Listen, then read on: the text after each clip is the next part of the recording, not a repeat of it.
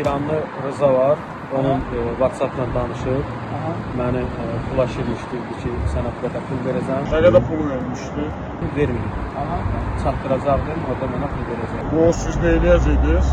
Bunu onun dediyi ünvanlarda, saatlarda harasa atacaqdım.